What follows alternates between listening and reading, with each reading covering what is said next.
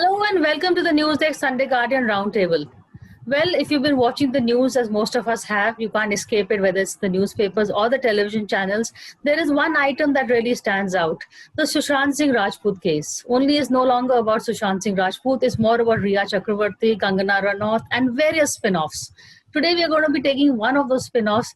That is, the fact that Riya has been said to have been arrested with possession of, say, about 39 or 49 grams of cannabis on her, and that is the case. The whole case has really been reduced to this: whether she should be, the whole trial by media now it's become a drug case.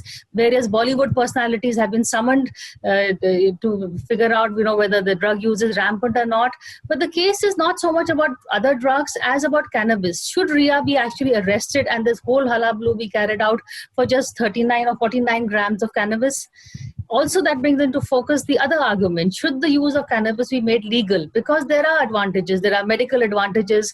There is also the whole legacy of use that we are inheriting, straight from even our scriptures, one could say. We've seen various sadhus smoke it. We've seen, as someone said, if Riya is to be arrested for that quantity, then about 25% of Indian males will be behind bars on Holi, or college students. So at the end of the day, is this one of the laws that really needs another look at? Joining me on the discussion is Tathagat Satpathy. He's an ex-MP from the BJD and someone who's actually argued against the ban in Parliament and otherwise also. I have Rajeshwari Luther. She is a director at the Hope Trust Rehab Center. Neha Singhal, she's a senior resident fellow and team leader of criminal justice at Vidhi. And Dr. Sanjay Chugh, he's a senior consultant psychiatrist. Tathagat, I'm going to begin with you, really. You created quite a stir on social media, I think in 2015, when you said that as a young student or something, you had smoked pot. And ever since then, you've been arguing against the futility of banning it. So can you, make your case further? I believe that marijuana has been a part and parcel of Indian social ethos for centuries. It is a natural product. It is a plant which grows wild in India, not only in the northern Himalayan slopes, but elsewhere also, even in states like Orissa and Madhya Pradesh and all over the country, all of the subcontinent. This is a plant that was taken out of India by the Portuguese first and then the British, and it spread all across the world. Today, the world has realized that instead of getting influenced by the American system, it is better if they monetize this plant. And the whole world is doing research onto it and is trying to monetize, and in many countries they have monetized. Interestingly, the US, which in the mid-80s was vehemently after marijuana and wanted to make it together with chemical drugs, lumped it together with chemical drugs, has itself backed out, and a huge number of US states have already legalized it. I spoke in Parliament in 2015. I spoke in a Ask Me Anything program in which I said that I am not in favor of legalizing it. I am in favor of decriminalizing it, because my whole interest is it has medicinal values. You can make, the other day I was wearing a kurta made out of hemp. You have very many medicines made out of it. Women with breast cancer are known to have used it and have gotten better. There are cases that I know of. There was an ex-MP who was a very well-known MP, I would not like to name him, who died of cancer. But before he died, about 8 months prior to that, when I was sitting at the Central Hall, he came over to me and he said, Tathagat, I and a few of my friends are suffering from cancer. I know that you can help me. How can I access some grass oil? Because the doctors in the US are telling me that that is the only thing that will give solace, that will lessen the pain, because I know my death is near. And I tried to help him. And he also called me back later and he said that, thank you so much, it did help me. So what I'm interested in is that if you decriminalize this plant, then our small, marginal, medium farmers can use it as a cash crop. It is a hardy plant, doesn't need water, doesn't need tending. If people have a single cropping pattern, they can plant it on the outskirts of their fields. They can plant it in their fields, and it can be bought by companies. But if you legalize it, then you know there are only 2 people in India today who will get permission to plant it in thousands of acres, and they will take over that business also. This is a huge business in waiting for India. It is India's right to claim ownership of that, and we should have been the forefront leaders in the research onto marijuana. Unfortunately, because of some stuck-up minds and because of certain elitist attitude that it is okay to drink alcohol, it is okay to have domestic violence, it is okay to destroy your family economy, but you can't be a ganjad, you can't be a charsy. So a ganjad or a charsy is so deplorable, so down and out, that you can't be seen to be smoking a spliff. But I am willing to admit that when I was younger and when I was in college, I have smoked the stuff. It is not addictive. I can vouch for it. And when I left smoking, I had no physical problems. And today I do not smoke, but I have never missed it also, which I will not claim for alcohol or for so many other drugs, even cigarettes. So if you can ban marijuana, why don't you ban tobacco? You talk about farmers there, but why don't you talk about farmers who can earn money, who do not smoke themselves? They can earn money from marijuana. So decriminalization is the way ahead for India, and the this Narcotics Bureau, what they are doing, I think it's a farce. They are trying to divert attention. They have much bigger issues at stake, and this is a political game. And I will draw a thread towards the Khmer Rouge, Pol Pot's Khmer Rouge. What did he do when he came to power? The first thing he did is finish off the social leadership in Cambodia, which they used to call Kampuchea then. So your artists, your writers, your poets, your professors, your PhD students, just make them stand in trenches, shoot them down and bury them. The whole idea was there should be no intelligentsia in this country. That was his aim. And we seem to be going in that direction, the Pol Pot Khmer Rouge direction for India. You cannot compare India with Germany or Soviet Union. You can only compare it with Kampuchea. I can see your argument has gone beyond marijuana also, Tathagat, but Neha, what is, Where did we start from? We started from supposedly a suicide, which now people are very happily throwing around as a murder. I don't know whether it was a murder or a suicide, but where is that now? That has got shrouded. Now you are talking about marijuana. You are pulling everybody down because of some grams of marijuana. What ridiculous country we are, and what is this government machinery doing? You know, nobody's talking sense. Maybe they're doing exactly what we are doing exactly what they want them to do, which is distract from the real issues, really, in the country. Neha, you've done a lot of study on this. Can you explain to us when this was made into a criminal act? I think it was the NDPS Act of 1985. So, what was the rationale then? So I think Tathagat sir has covered quite a few of those points already. In 1985, we signed the Single Convention on Narcotics in 1961, which was a US-driven exercise where they wanted to make the US model of prohibition and internationalize it. And in 1961, when we signed it, we had about 25 years to implement it. And cannabis was one of the substances that was in the convention, which was supposed to be prohibited. And use and consumption of cannabis was included in what needs to be prohibited. So India has sat around for about 24 years before they actually did this in 1985. But if you read the legislative debates from the time, no, the parliamentarians weren't comfortable criminalizing cannabis because they knew how widespread the use was and how culturally significant and religiously significant cannabis was, which is why you see that bhang is not a criminal offense. Like bhang doesn't feature within the NDPS Act, because in these ferocious debates that they were having at the time, they managed to at least keep bhang out of the purview of the act in the way cannabis is defined. So they have managed to do that. And what is interesting is that in 1985, and people we have interviewed and spoken to who were a part of the exercise at the time, that nobody was comfortable. It was just, this was something that they were obligated to do. But there was there was like this informal, agreement or understanding between agencies that they're not really going to go after cannabis because, again, so as per law, cultivation of cannabis can be punished with up to 10 years or a mandatory minimum of 10 years imprisonment.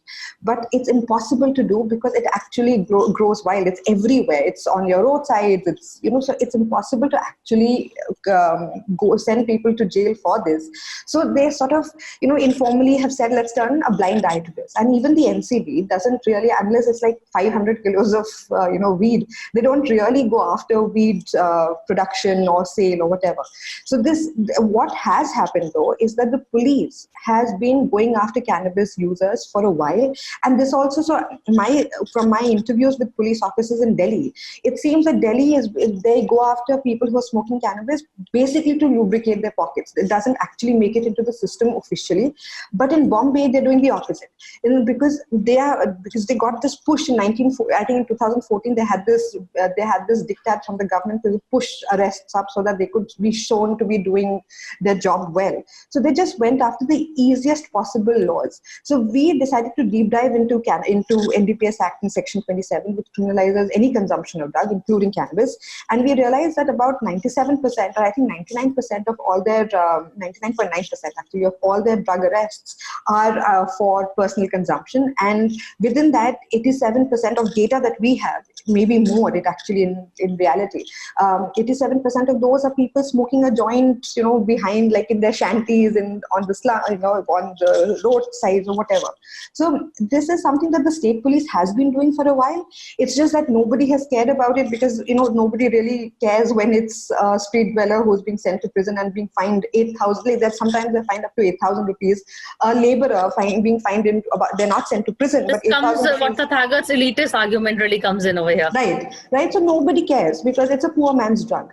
But the second, now that it has become a Bollywood issue, everybody's talking about it. In fact, this was a story that when I was writing, I wanted to say like this. It's ironic that it has happened this way. I wanted to make this explosive statement that you think drug problems are a Bollywood problem, but look what the problem actually is, or what the arrest rates actually signify.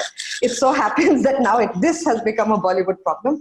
But this has been not been an NCB thing. I just wanted to say that this is NCB coming in has been just because it's such a sensational case. NCB has not bothered itself with cannabis until now. Makes you wonder about the managing the headlines argument. Dr. Luther, I think you're going to make, you've heard people for it. What is your point of view? See, as far as somebody who has been in the treatment area, and the psychosocial aspect is a very important aspect. I heard what Mr. Satpathy and Neha said, and it is not that I disagree with many of these points. I think we have been pretty hypocritical about how we are handling the psychotropic drug issue. But if I have to state my point, which is I'm a little concerned about the way this is getting blown out of proportion. And this is not about what is happening in Bollywood. I think we are just sensationalizing the whole thing and diverting the point. The point is we've had issues with psychotropic drugs even before. Having said that, alcohol is the oldest drug known to mankind, glamorously advertised, enticingly packaged, and widely used. For whatever reasons, today alcohol is legal. And we can go on arguing about it, saying that it is been in India and people in Gujarat now. Yeah, in many places. So having said that, my contention is that just because it is widely available and it is socially acceptable, my concern is, are we normalizing this? The more we normalize this tendency, as a mental health professional, I am looking at the overload it is going to build on our already existing, very poorly equipped mental health system. So we are here professionals, we are lawyers, we are from the political system. I also deal with families, and I can tell you I spoke to a lot of parents of young children, and they are saying we will be unleashing a zombie apocalypse where we were going to have a lot of people who are not mature enough to delve in it, and they are going to take on. So while I understand the angle which talks about legalization, are we having the infrastructure to support the boom which is already there? It's not as if colleges and schools children are not smoking, because I am dealing with underage children. The early onset is there now. So, but there are certain reasons why it is not blown so much. But I think because it is so much in the media and we have made it glamorous by linking Bollywood, my worry is that we are going the same way alcohol went. And is our society equipped? Are our medical professionals equipped to deal with the flip side of it? We have a medical professional here, Dr. Chugh. The impact of cannabis on the mental health of the patient is also something that has come up by the lobby, by the people who actually don't want to decriminalize it or legalize it. I would say that the impact of alcohol and nicotine on mental health is far greater than the impact of cannabis. I mean, I would not say to a child who's sitting in front of me in the clinic, but that's a fact. I mean, what is the impact on mental health? It gives you a slight buzz. It makes you feel good. You take it. The chances of you getting addicted. Addiction, in my terms, not in a layperson's lexicon or a dictionary. In a psychiatrist's dictionary, the chances of addiction to cannabis and cannabis derived products is very, very low. The chances of addiction to nicotine is much higher. The chances of addiction or dependence on alcohol is much higher. True.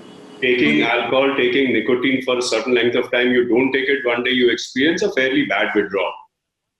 You develop tolerance. There is compulsiveness. There is loss of control. I mean, I can go through the entire list of criteria laid down by WHO and by the DSM and blah, blah, blah, blah, blah.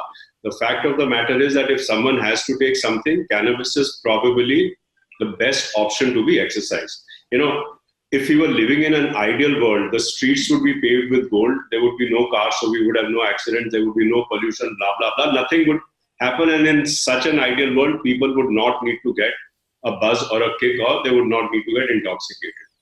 Practically speaking, rational minds would say it is understandable and it is acceptable for a human being to seek some kind of stimulation.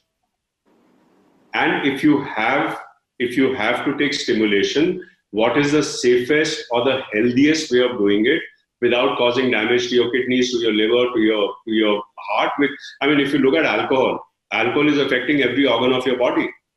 You heard only of cirrhosis, but alcohol kills your pancreas, it ruins your kidneys, it has a very, very bad effect on the nervous system.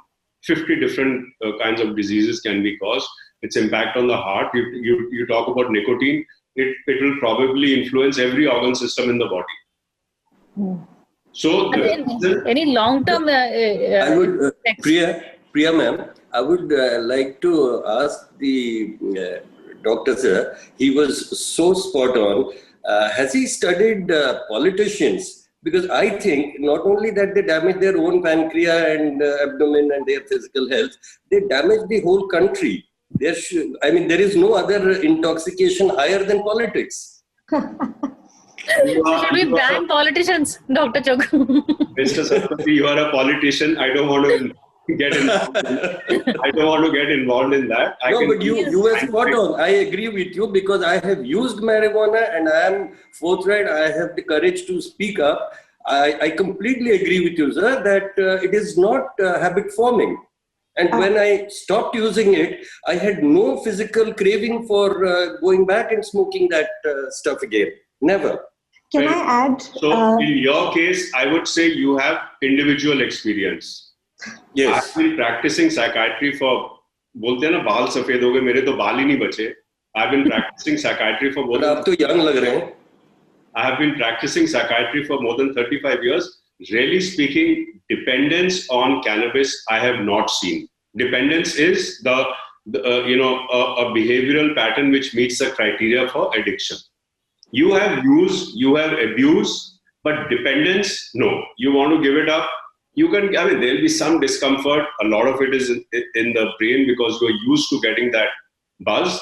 But physically, the kind of withdrawal that you would expect from the so-called soft drugs or the milder drugs like nicotine or alcohol is way greater than what you would get with cannabis. And if you compare it with the harder drugs, then it's a no-brainer. Yes. The cocaine and the heroines and the ecstasies. The question which I ask is, okay, my question is, the debate should not be whether we should legalize cannabis or not. My brain says the question should be, why was it made illegal in the first place? It was stupid to do it. Yes. You gave into pressure from the US, and today the US, the country itself has realized that they were foolish. Yes. Early 1900s, they flirted with prohibition with alcohol, made a mess of their country. They agreed that it was stupid to do it just because the government changed and the president changed, or maybe Republicans to Democrats or Democrats to Republicans. They said, oh, prohibition is a bad idea, let us go back to legalizing it. And giving the same arguments that I'm giving, that Tathagat is giving, that everyone else here is giving. That you are not serving any useful purpose by trying to rein in a universal behavior. How do you define normal? If someone asks me what is the normal height of an Indian woman, what do you say? You'll say it is 5'2", it is 5'3". The fact of the matter is maybe 10% are 5'2" and 8% are 5'3". The correct answer is the normal height of an Indian woman is between 5 feet 1 inch and 5 feet 8 inches. That's a range. The same thing applies to the consumption of substance. When do you say that something is normal? When you find that, every kid who's coming to me, and when I say kid, I'm talking about children, I'm talking about adolescents in their early adolescence, middle adolescence, late adolescence, early adulthood, and even, people at the age of 35, 40, you ask them, what do you do for recreation? Doc, once in a while I smoke up. You realize that everyone seems to be smoking up. Yes. If everyone is smoking up, or everyone seems to be smoking up, then how is it that one small group of very, very intelligent people have decided that it is socially unacceptable behavior and we should continue with criminalization of the drug, or we should persist with legalizing it? It makes no sense at all to me. May I just add, because I think for the discussion that's been had about addiction and how much it can impact a person, the problem with drug being criminalized also is that it enters black market. And the black market means that you're going to have a lot of adulterants added to the substance to increase its potency. What we have found, speaking to psychiatrists, I'm sure Dr. Chug must know this, is that these cannabis is often laced with really harmful substances. And one of those substances is benzodiazepine, which is a sedative. It's a prescription sedative, and I think it's added to Valium. I think that's one of the things that Valium is known for. And what we've been told is that people end up getting addicted to substances that they don't even know that they have consumed. So you might think that you're consuming weed, but you're actually consuming 5 other things added to it. And when you go see a doctor saying that I am feeling withdrawal or there is something wrong, the doctor doesn't even know what it is that you're addicted to. So it being a part of the black market also means that you're exposing yourself to a lot of unsafe practices, which is hugely problematic for a consumer who's just doing this recreationally. So this is something that I find extremely concerning. See, benzodiazepines is the least of my problems. I'll tell you why. Because, since I do a lot of work with addiction medicine, we regularly, whenever people come here with some, drug consumption history, we run very extensive drug screening tests. So if a person is a cannabis smoker, he will test positive for cannabis for sure. He will test positive for benzodiazepines. All right. The first time that I got a test positive for opiates, which is opium, heroin and all, it completely blew my mind. Because what is happening is, let's say Tathagat and I are both drug peddlers. We are both selling ganja. Tathagat says that, if Priya has to come and buy ganja, she must buy it from me, and I say she must buy it from me.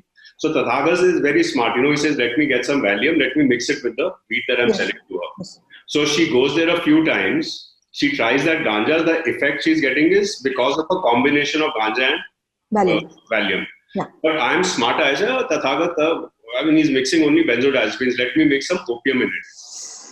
The day Tathagat runs out of his stock, Priya comes to me and I give her this cannabis laced with opium. She will get hooked for life. That is true dependence. And she will never go back to Tathagat again. So I am doing it because it makes a lot of commercial sense for me to lace it with a little bit of illicit substance So when you legalize it, what Yes. you are doing is hopefully there is quality control. I mean, of course, in this country, quality control in almost every sector is useful quickly. But as opposed to drug lords or drug peddlers, marketing stuff, I'm hoping that there would be greater quality control. And the ultimate clincher is that if so many people are using it, if there are tons and tons of cannabis which are produced every year, maybe, I don't know the exact figures, tens of tons or hundreds of tons, someone is making the money. It is not the government. If the government starts taking a percentage of the revenue from the sale of cannabis, maybe I will start need to pay lesser amounts of taxes. It would make me very happy. That's true. And the revenue, the coffers are filled. The coffers are filled. Yes. What is happening now is, so there is one drug lord in Orissa, there is one in Madhya Pradesh, there are the drug lord is not on our screens right now, but since we have a candidate from Orissa. there are Israelis and Russians who are running their own drug mafias in Goa and in Himachal. I mean, it is all over, doctor. Yes. It is all over. It is not Goa or Himachal alone. It is all over. Yes. So basically, billions are being made, and none of it is going into the government or into the infrastructure of the country. Correct. Just do it for this purpose. Don't do it for any other sake. Anything else, absolutely. So I think there is a study, ABCD study, which we've also quoted, which says that if Delhi and Bombay had to be taxed for their cannabis consumption, the government could tax, if it was to be taxed at the same rate as tobacco, the government could get about 600 crores plus from each of these two cities. So there is a huge amount of money to be made by the government in revenue. Can you explain to me what happened, when you try to raise it in Parliament? Because, off record, I tried to get an MP or someone to, come and argue in favor of banning it. Most people privately said, it's not such a big issue. We don't want to continue the ban is, most probably are against the ban, most people. They think it's a waste of time, but nobody is. You do not wish to name the MP, that is fine, but I am sure you must have tried one of the BJP MPs, honorable MPs, to come and speak, and they know name the party. You're right. No, you don't have to accept or deny. One is their supreme leader swings one way, and the other is the people that he has to face back home in the constituency. So I understand that. That is fine. When you are in the ruling party, there are a lot of compromises you have to make. But I remember one small incident in 1998 when I was in the finance committee and the late Mr. Murli Devra was the chairman. The NDPS Act had come in to the finance, it had been referred to the finance committee by the then speaker for a review. And when the review was taking place, the other MPs were not so much interested, but because I knew of the younger people, I knew what the youth was going through, I had talked to Murli Bhai and he had agreed that we will make a benchmark, we will keep a level of 20 grams because, in the NDPS Act, consumer and peddler are clubbed together. So I tried and convinced him that it is better if we do not punish our young kids. And that time the imprisonment was first time through, if you are caught, 10 years. And a lot of kids were taken in, college kids. So I said, let us differentiate. Up to 20 grams, she or he is a consumer. Beyond 20 grams, it can be a peddler. So let us differentiate. And that was put into the recommendations. It would be there in the parliamentary records. But interestingly, when it went to the bureaucracy, not the parliamentary bureaucracy, but the ministry bureaucracy, they changed it and they reverted back to what was there previously and did not heed the advice of the committee. And I brought this to the notice of Murli Bhai also. I said, this is very unfair. And at that time, that was a small parliament, 13 months longevity. It collapsed and things changed. But efforts at every level to change that law has been thwarted by the bureaucracy, primarily because I feel it is the tobacco lobby and the alcohol lobby, which is very, very keen that an indigenous product like this, which would be cheaply available, inexpensive, not harming the health, would actually damage their business. This is their concept. And I believe that any law, when people are telling me that we work for policy, I say, what do you work for policy? The first policy decision should be of any government is to frame laws which weave around the natural lifestyle of the citizens, not the other way around. The problem with us is we have been treated to so many foreign rulers that we have failed to understand that nobody took care of the people. The foreign rulers, whether it was the Mughals or the British or prior to that, whoever the Afghans or whoever came, they didn't bother about the people. The local populace was a subject to be suppressed and to be killed and to be raped and plundered. But now, after independence, it should be the other way around. People's lifestyle should form the laws, not the other way around. That is not happening in India, even today, and today more so. When people are, when people are really desperate that the laws should change and fit according to their lifestyle, that is not happening. That is the pity. Yeah. I think you've given me a whole topic for another discussion on the looking at laws that need to be changed. But thank you all, Dr. Lutha. I'm sorry you didn't get much chance to speak. I hope to get you back on another show. But for now, that is it. Thank you for speaking to me on this show, and thank you all for watching it.